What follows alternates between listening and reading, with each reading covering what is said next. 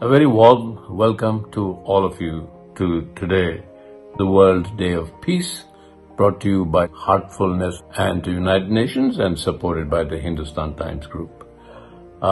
Peace is something that we all yearn for, and we all have a different understanding. It's peace within all ourselves. It's world peace. It's a peace of the ecology. It's the peace inside your heart. So this program, 1 hour, we will talk to various people and they will talk about what peace really means, what peace really is. We'll be talking to students, we'll be talking to sportsmen, we'll be talking to musicians, and we'll be talking to some of the most well-known and well-researched and people who have been studying spirituality all their lives, and they will bring to you a perspective of what world peace is. Let's hear first from the children, because we are born spiritual. We are born heartful. We're born inquisitive but not separate. I feel most peaceful and calm when I'm with animals. I feel most peaceful when I'm drawing or painting. I feel like peaceful around plants because like they have a soul like us. When I'm riding a bicycle. The wind blowing through my hair, the greens, the flowers. I just love them. World Peace by Catherine Johnson. Peace on earth begins with me. Peace is real, it's meant to be. We are one big family. Peace brings us harmony.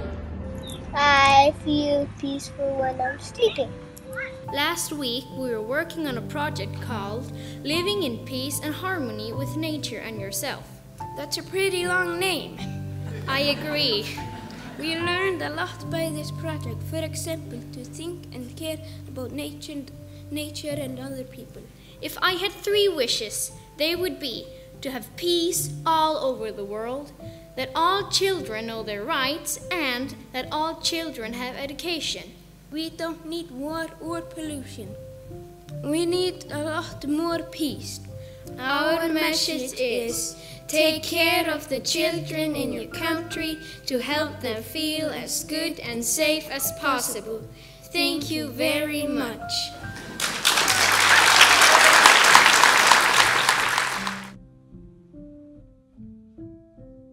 I spent the summer with teenagers and young adults talking and educating them about climate change. And their request was quite simple, that us adults listen more to their ideas, to their concerns and what they have to say on the matter. And we started thinking about, why do we know all these facts about what's going on, but we still continue to live our lives? And we came to the conclusion that that is because we lack space between our thoughts to actually reflect on the situation, that we lack the peace, in other words, to take the time to reflect and think about where we're heading and how we want to build a better world.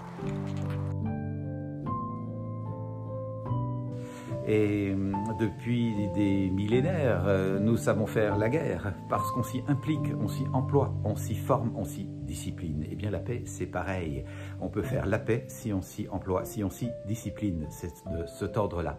Et imaginez simplement la puissance de transformation qu'il y a en nous, en chacun de nous, si chaque enfant qui va à l'école, à côté de lire, écrire et calculer, qui sont les piliers fondamentaux de l'apprentissage, puisse apprendre à savoir qui il est, comment il se sent, quelles sont ses émotions, qu'est-ce que ces émotions disent de lui, quels sont ses talents, comment les mettre joyeusement au service de la vie communautaire. Education for peace, isn't that the most important thing today for the future of humanity and the future of our planet?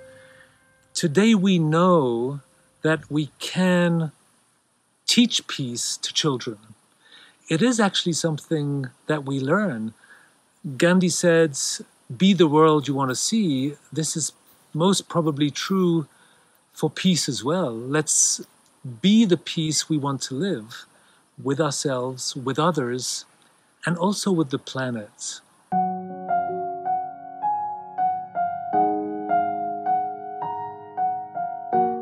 Music and nature has always been one and the same, and also I found a very deep connect with nature as a child.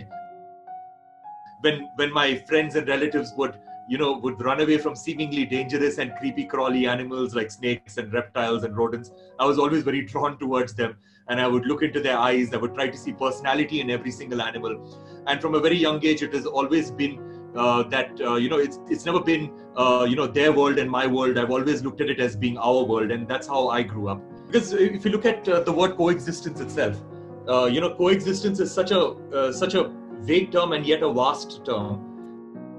When we think about coexistence or the world is one family, the only thing that comes to our mind is living in peace and harmony between Hindus, Muslims, Sikhs, Christians, Jews, Buddhists, basically different parts of the human race, because somewhere along our journey we've completely forgotten that we are not the only species on this planet. We are just one among millions and millions of species on this planet, and living in absolute coexistence with every single entity, whether living or non-living, is key to our own survival.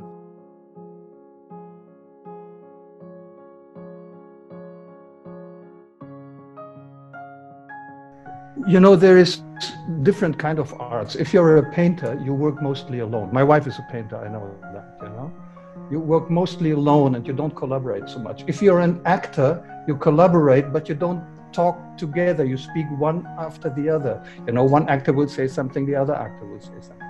In music, we are truly blessed because we speak together. We sing together. I've discussed with Shashank about harmony, for example. As you know, harmony is a European parameter of music. It has been developed here in Europe. And it makes a whole lot of difference for playing together, because even as a kid, you learn if you play an instrument with one note, let's say a flute or a violin, that's nice. But three kids with three different notes produce harmony, and you learn that at an early age. And then you learn, oh, this is much more than the three notes each one plays alone. It's a new quality, it's harmony. And this is only possible by collaboration. And this is why, as a musician, you learn that very, very early on. Creativity in music arises very, very often from these moments when you collaborate. Imagine you're in a group of 4, 5, 10, 20, maybe 100 people who have this feeling together. This is something you don't forget, never, ever. And then not only the musicians will feel that, sometimes it happens that the audience feels it too. All of the audience feels it too. That can be hundreds and maybe thousands of people. And this is something, it's a very, very, very human thing. And this should happen every day, actually, for everybody, because this is like the basis of peace also, if we talk about peace. If all of us feel this, then we feel together, and we start to understand that every one of us has a heart and the liver and the leg and the nose, and probably the same feelings and all of this. And to understand this, to feel this empathy is for me the basis of peace. Often getting stuck to one genre does bring about a lot of limitations, even in the thought process. It is so important for people to collaborate at a finer level, and also have the openness to learn and appreciate what the other is trying to do. That's a very important aspect of collaboration, and that is what teaches you the most, because you don't want to be also in a thought process where you drag the other one towards your direction of collaboration.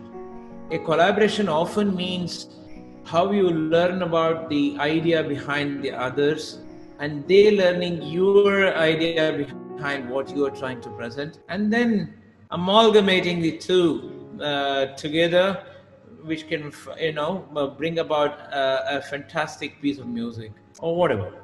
So I think collaborations have been a major part of my life, and I've learned so much working with Mike.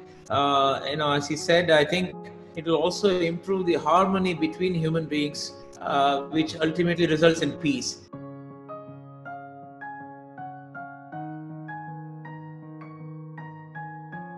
I'd say that sense of distance and disconnection is an illusion that we cannot afford.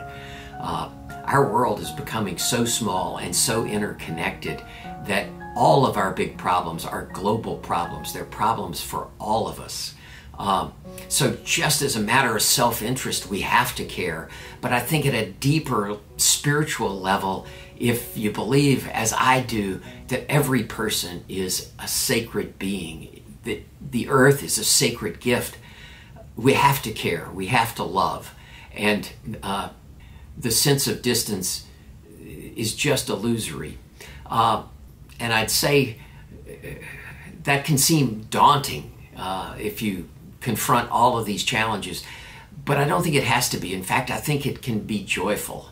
And where I'd start there is to say, none of us can do everything, but all of us can do something. And if enough of us do something, it adds up to a comprehensive global effort to address all of these problems.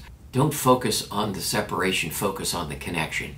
And I'll just close by saying one of the wonderful things, the silver linings of this pandemic experience, is we're all getting much more comfortable connecting like this, connecting virtually. And we're learning that it's as easy to make a new friend on the other side of the world as it is on the other side of town. And that knitting together of a global network of loving relationships is the key to peace. Peace means simply love, well-being, harmony. Harmony in my heart,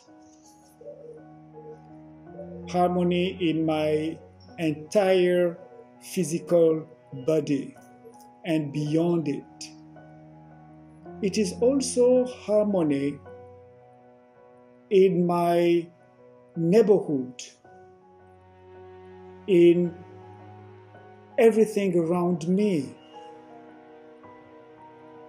It is therefore a state of being that cannot be affected by fear,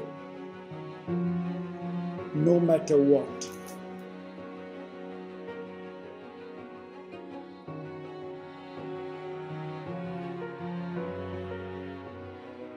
May I ask one question to a footballer of your caliber? When there is so much of competition in the football world, how do you reconcile competition and peace in your heart? Io credo che il calcio sia uno sport che porta dei valori sportivi positivi. E credo che in questo noi abbiamo una grandissima responsabilità. Calciatori, dirigenti, tutti quelli che fanno parte del mondo del calcio. E il nostro comportamento, sia dentro che fuori dal campo, deve andare in questa direzione. Va bene che c'è una finale, una competizione, una partita importante, però quando finisce la partita, anche durante la partita, dobbiamo essere sportivi e accettare la sconfitta alla squadra che magari ha perso, perché in definitiva è sempre un sport. So what is your message today when we are trying to promote peace, world peace? What would you say to youth today? Il mio messaggio soprattutto è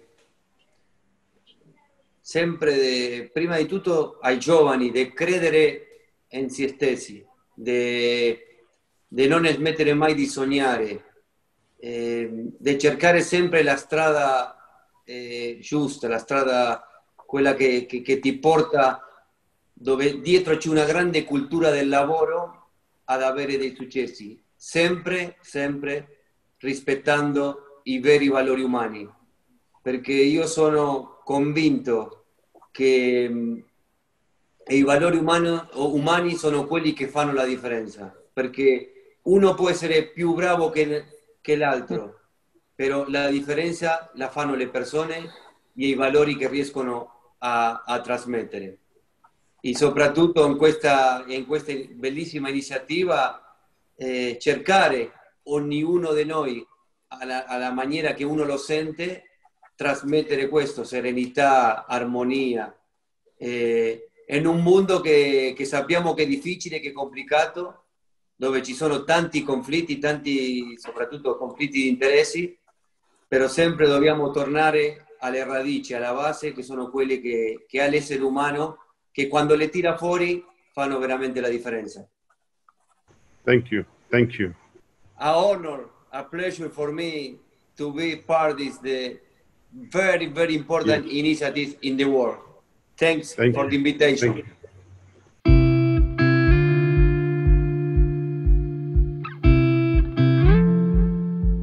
Well, football's taken me all over the world. 3.5 billion people of us love football. World leaders, toddlers, tribes in the Amazon, youth, your friends, our friends. Football brings people together. In the professional game, on the terraces, in parks, in back gardens, scrublands, playgrounds, conflict zones, anywhere big enough to kick a ball around. And because it brings people together from all backgrounds, religions and countries, it creates friendships, bonds and breaks down barriers between people and creates natural core shared values.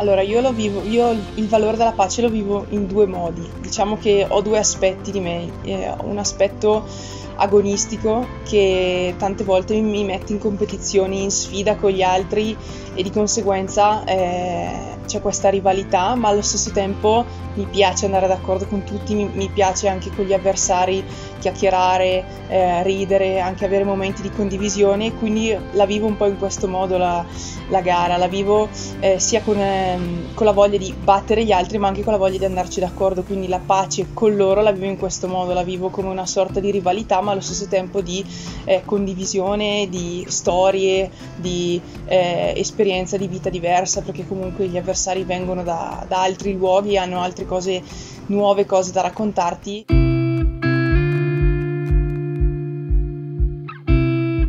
Io ho iniziato quest'autunno il percorso della meditazione e mi è subito piaciuto, mi sono subito trovata bene, ho subito sentito come se fosse un piccolo cambiamento in meglio, cioè di benessere che mi ha dato proprio dentro di me, e alla fine io credo che anche per quello che riguarda il mio sport, cioè noi trasmettiamo se stiamo bene dentro, quindi cioè come se riuscissimo a stare bene se dentro siamo sereni. Se invece una persona magari non è tanto serena o agitata o cosa, alla fine lo trasmettiamo anche sugli sci e quindi di conseguenza anche i risultati possono variare anche in base a questa cosa.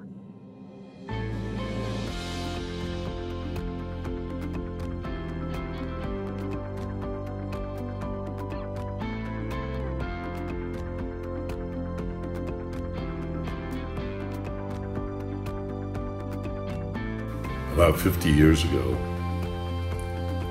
the Beatles came back from India and brought back Maharaj Yogi's message about meditation. He proclaimed that if 10% of our population could meditate, we would find peace in this world. He taught TM, Transcendental Meditation Theory, but the idea of meditation came to me at a young age, and I pursued it. And over the years, I've used it in a variety of forms for my own personal ability to find peace, and also to find some kind of relief or unity from the tensions that build in the programs that I was running while a basketball coach with the Chicago Bulls and the Los Angeles Lakers. We talked about one mind, one breath. The idea of being here now, not mind being busy, bothered, politically active, seeking for one dimension that we may think is right, but just being peace. Being peace, like Thich Nhat Hanh talks about. So today we're trying to bring that message as a group. I encourage you to just sit, breathe, and be peace. Blessings.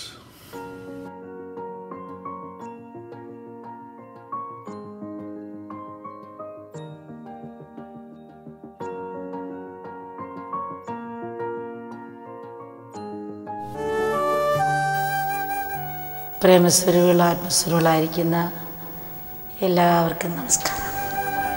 ലോകത്തെവിടെയും ശാന്തി പുലരട്ടെ. തലചായ്ക്കാൻ ഒരു വീടും വയറ് നിറയ്ക്കാൻ ഭക്ഷണവും എല്ലാവർക്കും ഉണ്ടാകട്ടെ. നന്മയും ഐശ്വര്യവും ആരോഗ്യവും ആനന്ദവും ശാന്തിയും സമൃദ്ധിയും എല്ലാവർക്കും ഉണ്ടാകട്ടെ.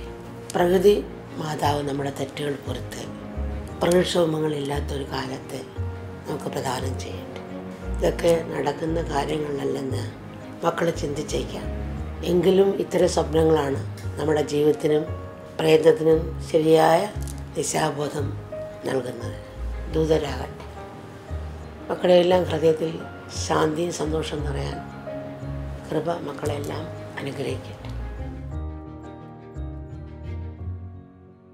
The impact of having that many people meditating would be extremely positive for me, because there will be a power, a strength that would come out from all those different identity who are trying to reach the same goal, the same unity points, that I think could uplift the entire world.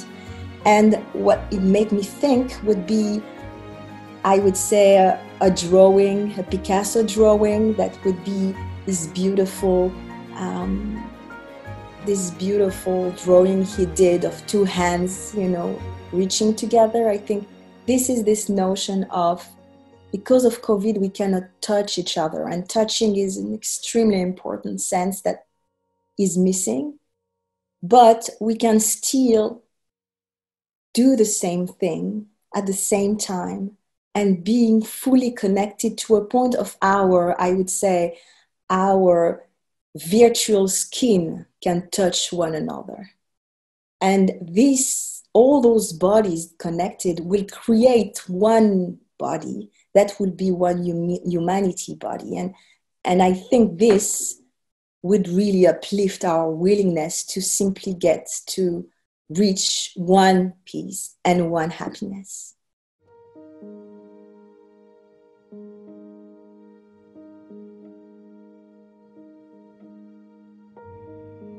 I have a car accident, and during this car accident I have a near-death experience, which means I went out of my body and I have a glimpse of death.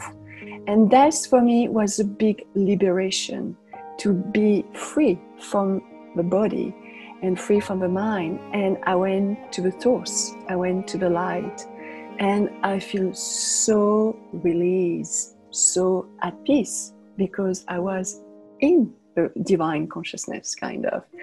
And so I was so happy there. I didn't want to go back, but the inner guidance said, welcome, but we just want to tell you, you didn't finish your mission on Earth. And I was sent back, and I was sent back transformed, transcend, metamorphose, kind of.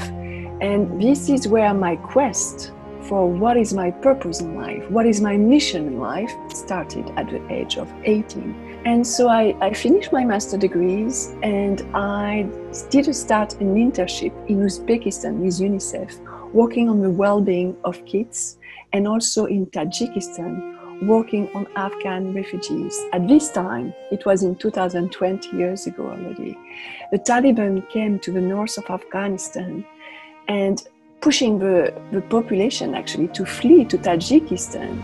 And when I met these Afghan refugees, so noble, so hospitable, so at peace despite the conflict, despite the violence, they were just radiating peace. I said, who are these people? They have nothing and they give you everything, because they fled with the kids and the cattle and some wheat in the pocket. And with the mud, they did a tandoor oven. And with the wheat, they made a beautiful naan, like bread. And just to thank us to come and bring blanket, food, tent, vaccination for the kids, they gave all the bread. And I said, well, I cannot eat your bread. You have nothing.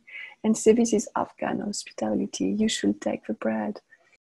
Hey, I'm Nadia Nadim. I'm a professional football player, play for the Danish national team and Paris Saint-Germain in France. Of course, I didn't have the easy start in life. Born in a country, war-torn country. I saw my dad being killed, in a really young age, and we had to escape for our lives. To survive, to have a life, we had to leave the country. We were searching for the peace that we didn't receive in the country I was born. So for me, inner peace has been like a huge, important thing in my life, because things I've experienced as a young child is not something that you wish for anyone. And if I didn't cope with it, and if I didn't find, the peace and like kind of accept it, I wouldn't be where I am today.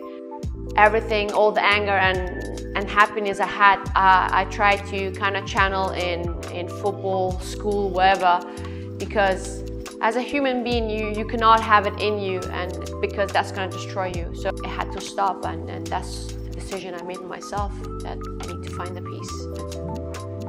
I did. Performance and inner peace goes hand in hand. You cannot be at your best and perform at the highest level if your brain and your emotions are everywhere. Everything you see around the world, why do we have so much suffering? Everything that's happening, the Black Lives Matter, all of this is not, it's not peace. But I think the key for me is education. You are part of the change, and it doesn't take that much. It's just by smiling, saying hello, being kind would go a really long way. We received so many death threats from the Taliban because they were opposed to the democracy. 3 of my international colleagues got kidnapped in front of my office. And United Nations say I might be the next one because we were all working together. So instead, they decided to evacuate me back to France. I asked this crucial question: who I am to work for peace in the world if I'm not at peace with myself first? If I'm completely burnt out, if I'm completely depressed, anxious, I should better stay at home. I'm not going to serve the population I came to serve. It's Dalai Lama say, you cannot bring outer peace if you don't bring peace within yourself first. And when he said this sentence, it resonates so much within myself. And I say, this is what I was looking for. And so I decided to take my backpack and to go all around India to spend time with all the spiritual masters who teach inner peace and non-violence, which was a life-changing experience, because I realized peace, it's here and now, and your monkey mind is always bringing you in the past, in the future, but real peace is when you are fully here and now. the UN called me back to come to Afghanistan again to work on the peace process. And I say, oh, really? Do I want to do that to myself? I'm so at peace now. And I call my Afghan colleague and say, yes, you initiate the peace process, democratization with your colleague. You should better come back now because the situation is worse. And so I came back. But you know, it completely changed. UN came to pick me up at the airport in an armed vehicle with a helmet, with a bulletproof jacket, and they put me like a bunker guest house. And I say, this is not the Afghanistan I used to love. What happened to this country? And so the security situation was worse and worse. So I was always practicing my yoga meditation every day. And my colleagues say, what happened to you? You changed. I say, because now I have my spiritual practice. So they did ask me to start teaching, which I started. And all my Afghan colleagues wanted to come, so I invited at home.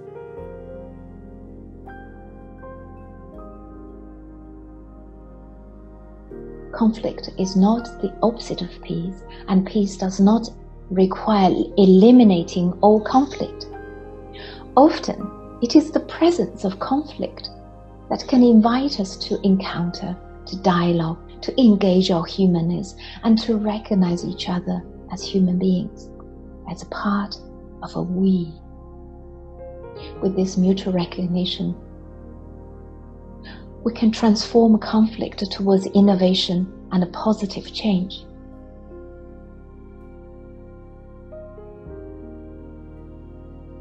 Where do we identify peace or peacelessness? It really is with our thoughts. And we all know when our thoughts move in a certain direction towards things that are difficult for us, we don't feel peace at that time. That's why the practice of going inside and experiencing the natural peace that is part of our being is just so important at this time. People are searching, people want peace, but I need to take time to find that peace within. And of course, once I touch it, it's like I touch the heart of my being, the soul of who I am. I try to use the term connection for it. And, I think it's a powerful, powerful sense of connection to ourselves, to others, and ultimately to all beings everywhere, to all of life. And it doesn't mean that you necessarily like somebody or that you're going to approve of them or want to spend any time with them. Wisdom, in fact, may tell you, stay away. That's not really that smart. But in one's heart, we have this sense that we are part of this interconnected universe, and that the construct of self and other and us and them, which we may use in convenience and make sense in certain levels, is just a construct. That in truth, we are all part of this interconnected world. And I sometimes use the example, I was driving with a friend and we were stuck in this incredible, horrible, awful traffic and complaining bitterly about it the whole time. And at one point, my friend said to me, well, we're the traffic too, And I thought, oh, right. It's like such an odd sense that I own the road. It's mine. You are an interloper in my way, slowing me down.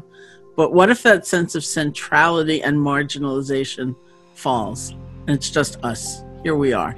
We're all the traffic. And that's very much, first of all, it's the truth of things, and that's why it's powerful, because we are part of this interconnected universe. Somebody sent me a quotation of myself from, 10 years ago or something, which is always an odd thing to see.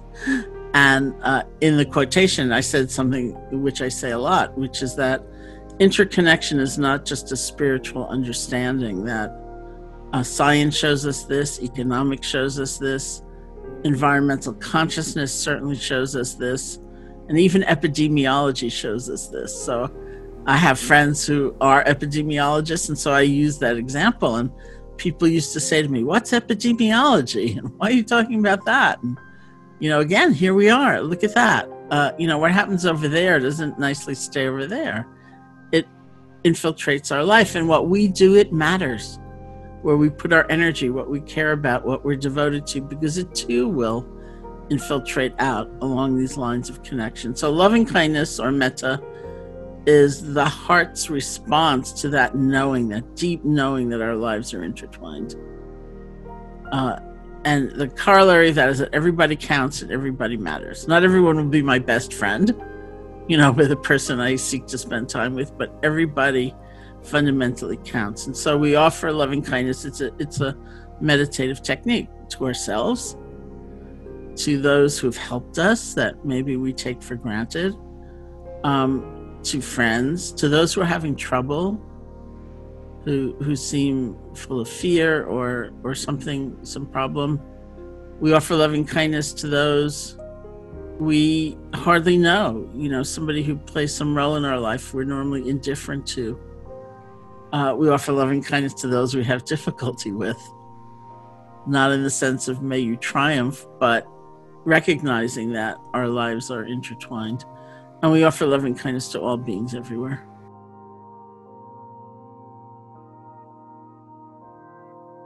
The most valid science on the planet is quantum physics. There is no science that has been tested more, verified more. It is the most truthful. If you're going to question a science, don't question quantum physics first, okay? I say, so why? And now this is the emphasis of why I say this. The first principle of quantum physics, consciousness is creating your life experience. And now all of a sudden I'm saying, guess what?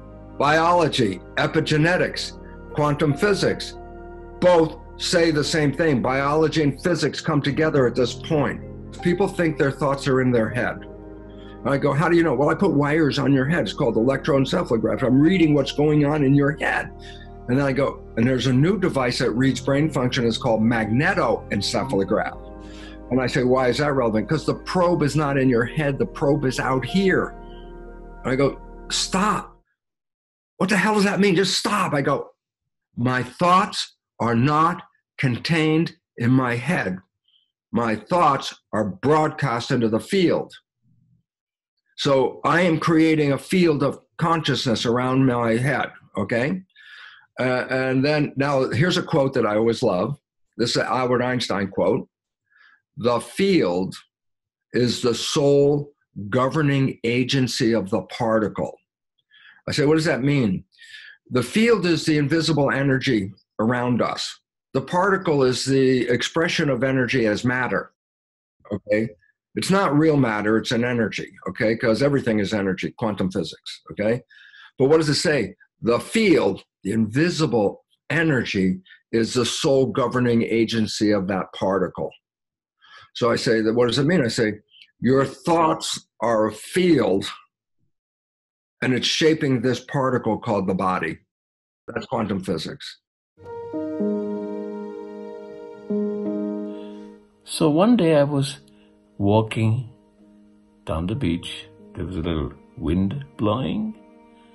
And suddenly, as the wave came in, a drop of water flew off the wave and came and settled on my finger. And I had a conversation with the drop of water that came on my finger. And I said, hello, ocean. And the drop said, what do you mean, ocean? I said, you just came on my finger. You're the ocean. And the drop said, no, I'm not the ocean. I'm a drop. I have individuality. And I said, what do you mean you have individuality? What's your individuality? He said, look, I was just born. I was born in Sheikh Kapoor's finger. I was born off Juhu Beach. I was part of a wave that was about to hit the beach. I was born in the sea that is around Juhu Beach, which everybody says is very polluted. This particular time I was born, and I said, but you're just a drop. And the drop got really upset with me. I said, what do you mean I'm just a drop? I'm an individual. And suddenly the wind whipped up again, and I flicked my finger, and the drop fell back into the ocean. And I said, hey, drop, how are you? Where are you? And the ocean roared at me and said, what drop? I am the ocean. And that's a constant conflict. Are we the ocean or are we the drop?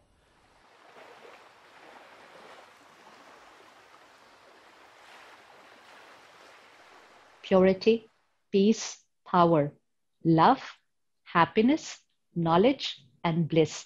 This is one folder which is common on every soul. Ask anyone, what do you want? And everyone has the same answer. I want peace, I want happiness, I want love, I want wisdom, I want happiness, I want bliss. Everyone wants the same. Even someone who is contemplating war is actually doing it for peace. You ask them, why are you fighting? Why are you doing all this? They say, we want peace. So everyone wants the same vibration, because that's the original nature of every soul. And that's why we understand the drop and the ocean. Each one is an individual drop, but we are carrying the same quality as the ocean. And the ocean is the supreme power, the ocean of love, the ocean of purity, the ocean of bliss, the ocean of powers. That is the supreme power. And each one of us is the soul, which carries the same qualities as the supreme soul. But on the journey of lives and many lives, we created so many other sanskars, and we're using them in our life. And we forget to use those 7 sanskars out of that original folder. And because we forget, we actually think that we want peace, we want happiness, we want love, we want power. We're looking for all these 7 qualities outside, which are our original nature. So when we say peace, creating peace in the world, how will we create peace in the world? It's very simple. Every scene of the day, scene after scene after scene after scene, situations, people's behavior, they're not always my way. Right now, we're going through a crisis outside in the world. But if I create a thought which is peaceful in nature, in my response to the situation and to people's behavior, then my response is out of my original nature of peace. And when I'm creating that response, I am creating peace, I'm experiencing peace, I am radiating peace. But if I do the opposite and I create my reaction through stress, I create my reaction through irritation, I create my reaction through anger, through impatience, then I'm creating the opposite of peace. And we need to remember this, that we are contributing to creating the opposite of peace when we respond to situations through these uncomfortable emotions. And when majority of us created this stress, anger, anxiety, and we radiated it on the planet, then it was not only we who were not at peace, it's the universal vibration of the world which is not at peace. Because my mind is not just my mind, it is a part of the world mind. If you put all the minds together, so that's where the ocean is. Put all the minds of the planet together. So you put 700-800 crore minds together. That's the world mind.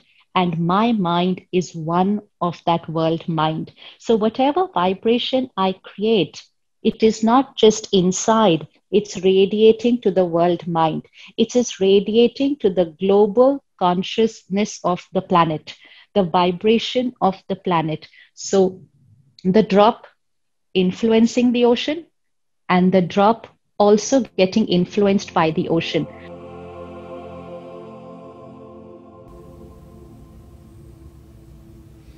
Yes, the message I'd like to share, and it comes from my own lived experience over many years now, is that the most joyous and deeply satisfying thing any of us can do is to commit our lives to this cause of love and peace building, of building a world in which everybody can flourish. And so if you're a young person deciding where you want to dedicate your time and energy in your life, I'd say dedicate it to this global movement to build a more peaceful, more loving world. That starts with developing the gifts you've been given, and all of us have gifts of mind and heart and spirit, put those to a noble purpose and become a leader. My experience is that we can lead from wherever we are, within our families, within our communities, within our organizations at work, and we can lead from any level in the organization, because everything we do every day pushes our culture in the right direction or the wrong direction. So push it in a life-affirming direction. This is the most exciting time, I think, in the history of the world. We have the knowledge and resources and technology to build a world where everyone can flourish, but we also have the capacity to use that power destructively. Today's young generations will decide which it is, and I just pray that enough of us will commit to using that power in life-affirming ways that we really can hand on to the generations that come after us a more peaceful world.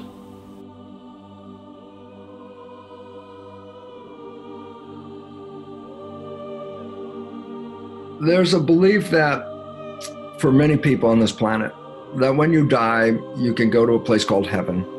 And I say, what's heaven? I say, well, each individual has their own definition, so it's each individual's version of heaven. And I want to suggest something based on the new biology and the physics.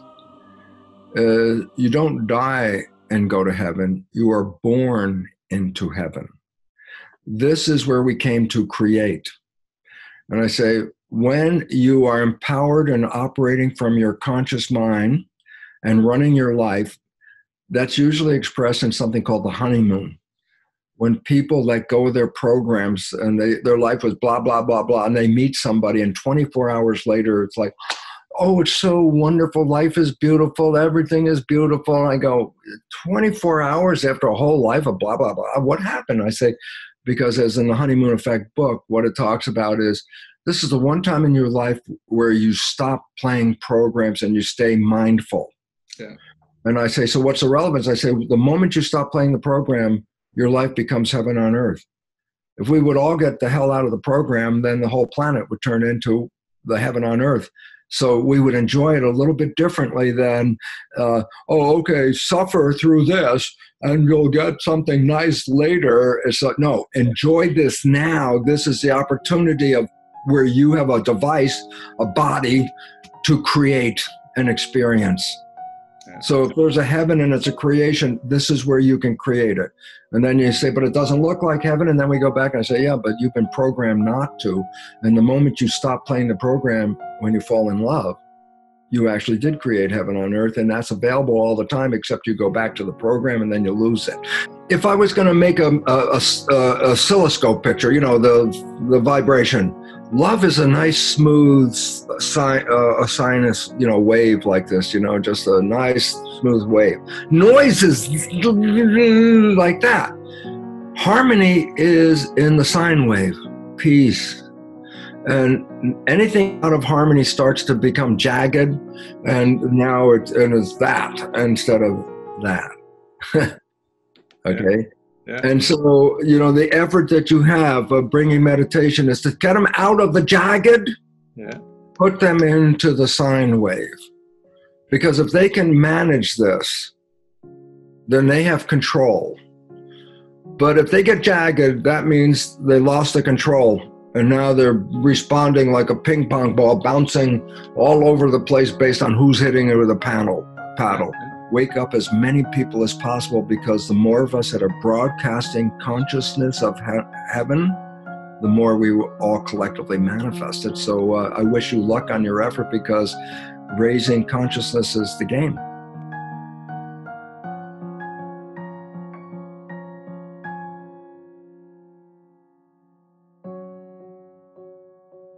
Raji, it's a great honor to be with you and celebrate World Peace Day. And I was thinking, as I was getting online to speak with you, of the basic yamas and niyamas that are the basis of all all of our yogic tradition. And if you look at the niyamas in order, it all starts first with ahimsa. Ahimsa is the first yama, which means to be established in non-violence. And the great sage Patanjali says, when we are firmly established in peace consciousness ourselves, then all beings around us cease to feel hostility. So you have actually to do nothing but be peaceful yourself and bring the presence of peace wherever you go. And if you do that, then people around you will feel peaceful, not by what you say, not by what you do even, but just by your presence. And that is the great gift of Patanjali when he says, the first lesson of yoga, he says, you start with ahimsa, and then you start with satya. Satya is truth. And when you have satya added to ahimsa, you automatically have asteya. Asteya means you don't covet anything because you're totally fulfilled within yourself. You're totally fulfilled within yourself. And from that experience of asteya, non-stealing, non-covetousness, non-jealousy,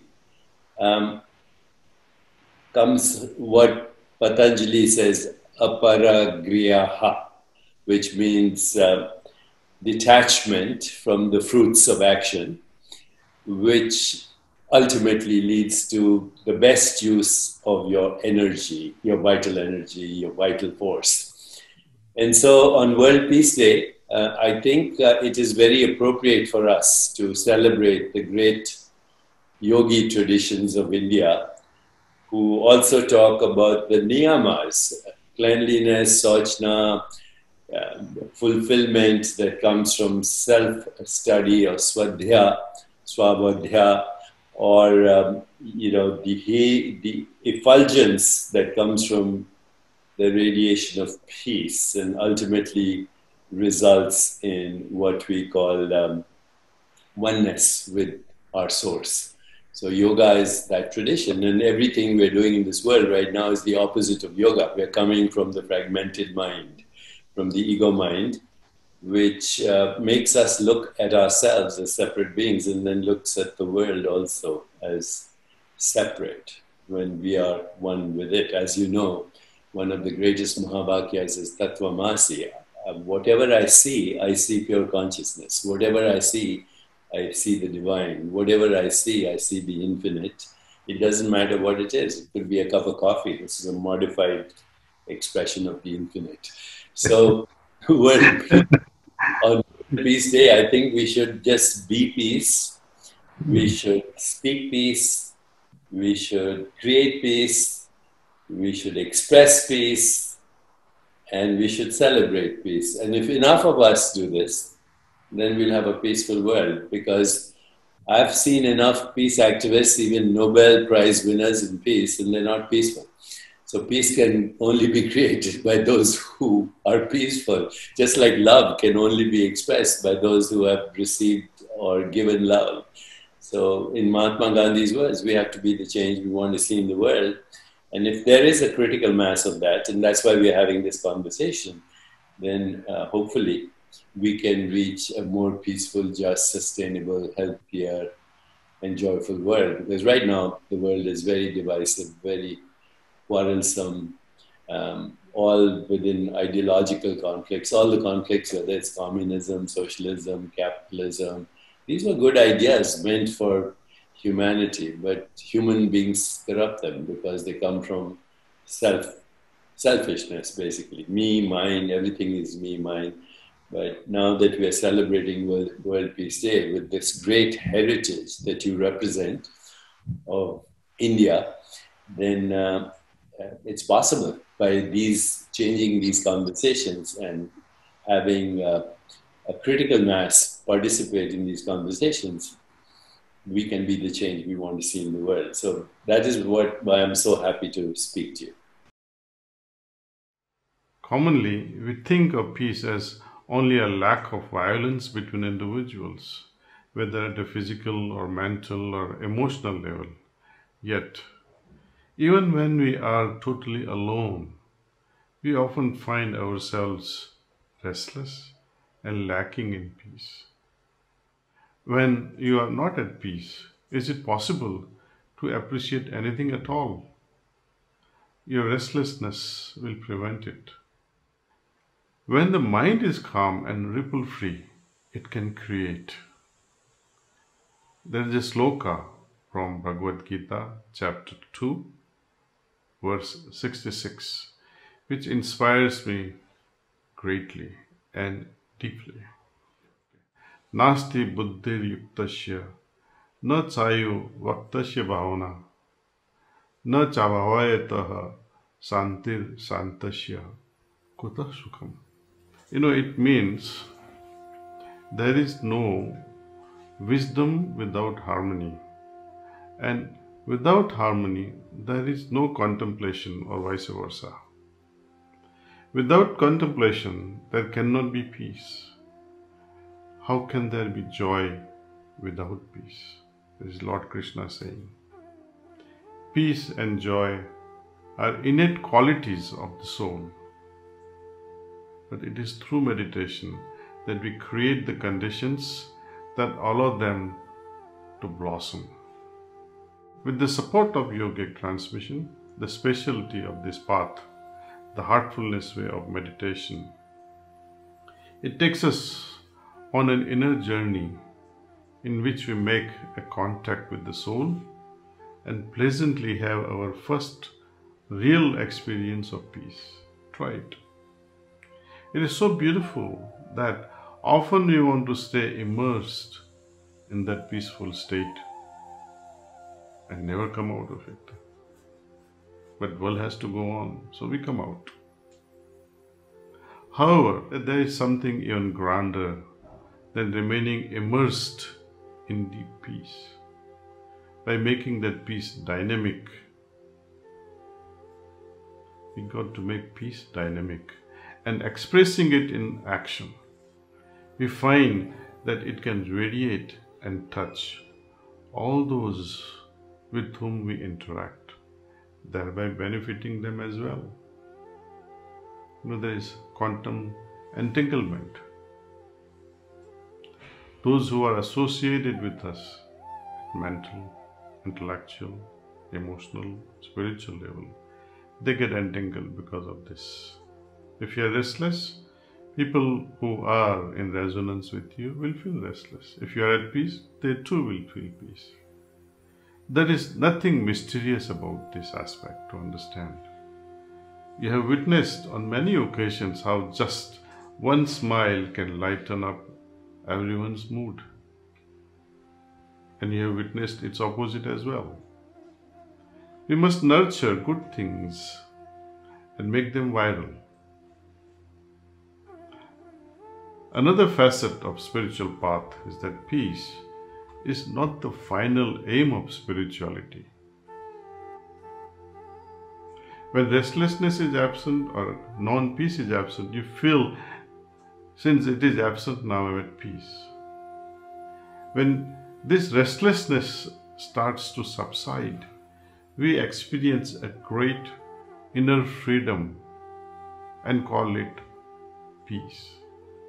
In other words, our experience of peace is based on the comparison to the embedded memory of its opposite, the restlessness.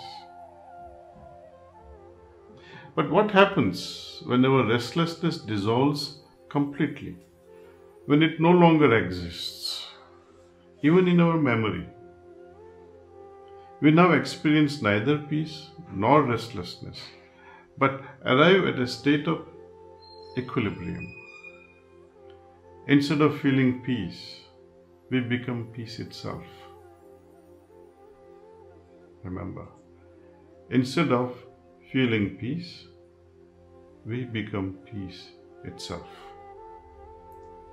That is my invitation to you on this International Day of Peace.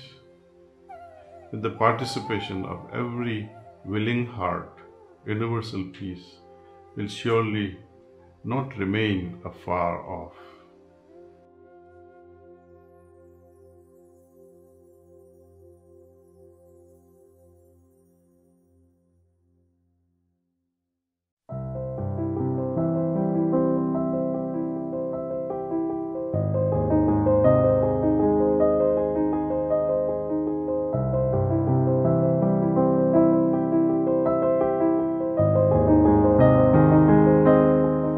Bienvenue à tous et merci de vous unir avec votre cœur et votre vision pour contribuer à la paix dans le monde. Assurez-vous d'être assis confortablement. Nous allons commencer par la pratique simple de la relaxation Heartfulness. Une fois que vous serez détendu, vous serez guidé dans une méditation Heartfulness. Nous allons méditer tous ensemble en silence afin de pouvoir ressentir la paix qui émerge quand nous tournons notre attention vers l'intérieur et plongeons profondément dans notre cœur. La méditation se terminera quand vous entendrez « c'est tout ». Merci de rester assis en silence quelques instants après la fin de la méditation afin d'observer ce que vous ressentez. Vous pourrez ainsi absorber l'expérience et prolonger l'atmosphère de paix qui se crée lorsque nous méditons tous ensemble. Voilà. Asseyez-vous confortablement et fermez doucement les yeux.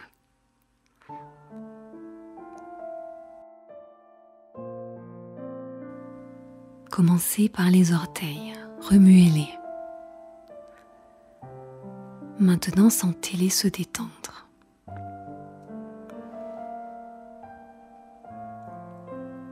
Sentez l'énergie bienfaisante de la terre remonter dans vos orteils, vos pieds et vos chevilles jusqu'aux genoux, détendant le bas de vos jambes.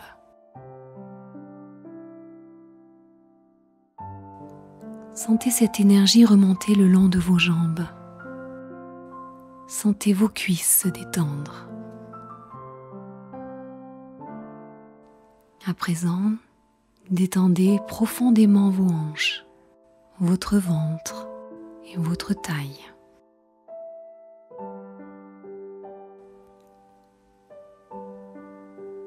L'énergie poursuit son chemin le long de votre dos.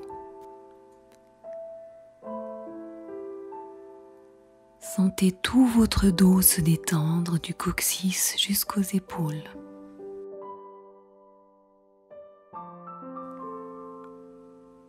Détendez votre poitrine. Vous pouvez relâcher vos épaules. Sentez toute tension fondre simplement.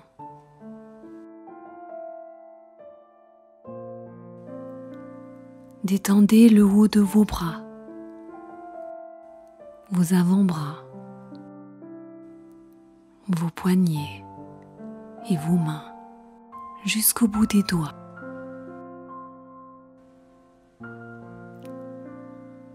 Détendez les muscles de votre cou.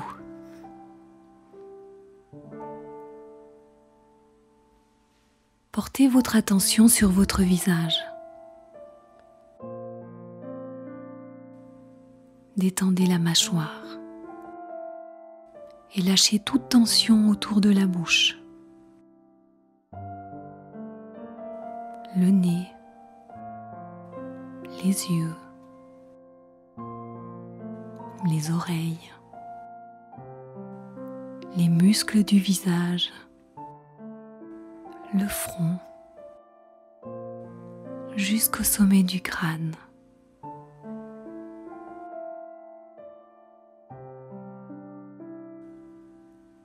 Sentez la détente profonde dans tout votre corps.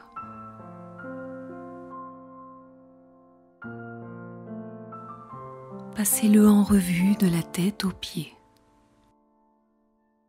Et Si une partie est encore tendue, douloureuse ou inconfortable,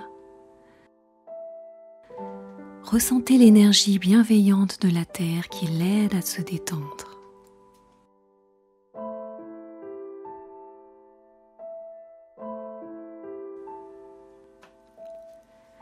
Quand vous êtes prêt, portez votre attention sur le cœur. Reposez-vous là un moment, tranquille. Sentez-vous immergé dans la lumière, dans votre cœur. Maintenant, nous allons méditer ensemble. Supposez que la source de lumière est déjà présente dans votre cœur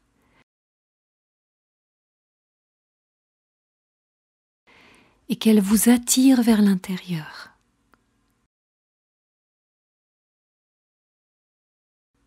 Détendez-vous doucement dans ce ressenti.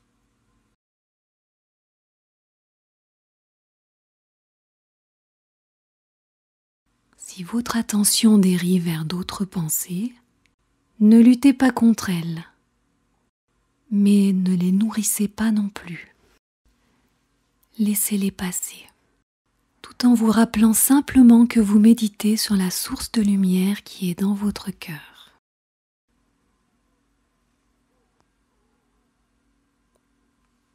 Laissez-vous absorber de plus en plus profondément.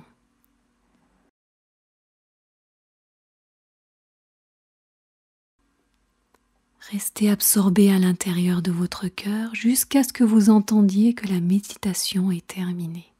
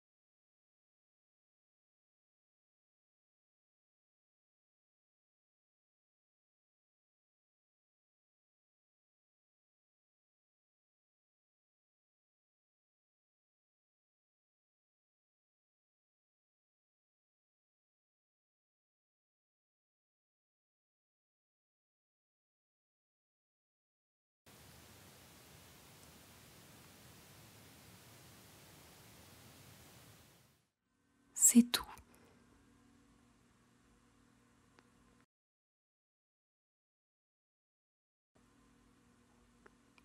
Gardez les yeux fermés quelques instants et observez votre ressenti.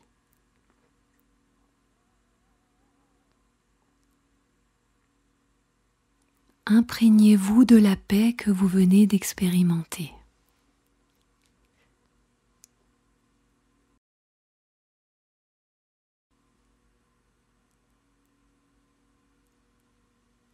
Maintenant, imaginez que la paix s'étend à tous et à tout ce qui vous entoure.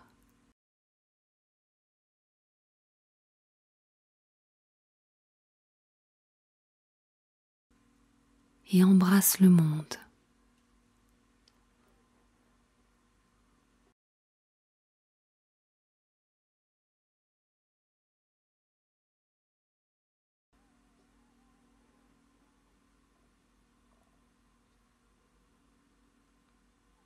Quand vous ouvrez les yeux, prenez le temps de savourer cette expérience.